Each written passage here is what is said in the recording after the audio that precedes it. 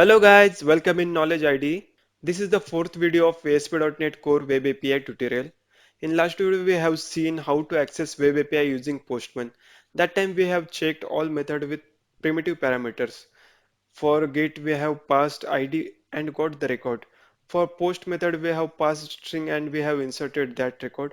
For put we have passed ID and string to update particular record. And for delete we have passed ID to delete particular record. So till now it's okay. But what if I want to save complex data type like model? So in this video we are going to explore how to deal with that. Before starting, I would like to say you that if you like this video, then please like and subscribe. Also, if you have any question and query regarding this, you can ask me in comments. So now let's start. Let's add one model folder in our projects. Now add one class into that folder called item model. Add some variable which you want. Make sure if you are adding different variable, then take care while inserting and updating because that time your code and my code will be different.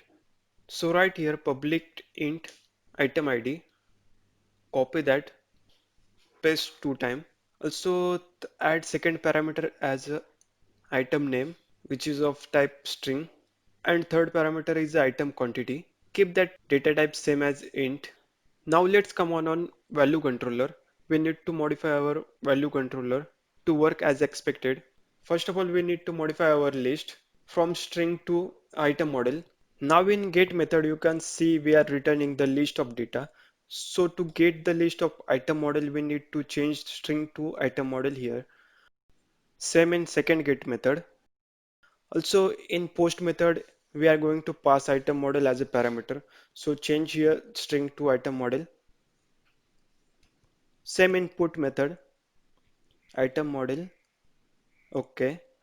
Now in put method, we need to change our logic to update a particular record from the list. We need to use link queue for that. So here we are using link queue. So right here data dot where in bracket a lambda expression a dot item id is equal to id dot to list. Now iterate that list. For that we are using for each dot for each again lambda expression in open and close curly brace write a dot item name is equal to values dot item name again a dot item quantity is equal to values dot item quantity. Here by mistakenly 2 equal to comes. Done. So now last method is delete. So in delete method we are passing item ID from Postman and in this delete method we are going to remove item model which having the ID is equal to the ID which we are passing from Postman. So for that we are using link queue. So right here data is equal to data dot where use lambda expression a dot item id not equal to id dot to list. So what happened here? The item ID which is not equal to ID will assign to that array list. So here we have done API side changes. Now let's build the project and run to check it is working properly or not. Here you can see the empty array. This is because in our array list we have not inserted any record. Now let's check the same in Postman. Copy the URL and paste it into the request URL text box of Postman. Let's call get method without parameter so that we can get all records. Here also we got the same result which we got in browser. Now let's insert a record using the post method. Select post from drop down. After that select body. After that here select raw and also from this drop down select JSON as a string format. Now here we need to write our request object in JSON format. I'm assuming that you all are aware about JSON format. So right here in open and close curly braces, double quote, item ID, colon, then give any ID. After that comma, here write item name, colon, give any name, comma, here item quantity, colon, give a quantity. Done. So here we have tried one item model object in JSON format.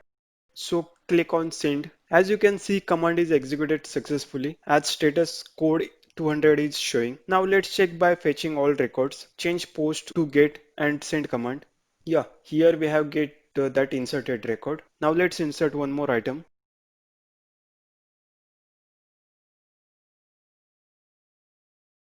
Done. Now let's fetch all records.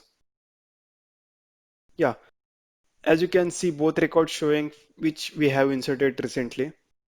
To test put and delete method properly, let's add one more item so that we can have enough item model in our array list. Here we have done with get and post. Now let's check put method. To test that put method, let's update quantity of burger which having the item ID as 2. We are passing item ID from query string and item model from body.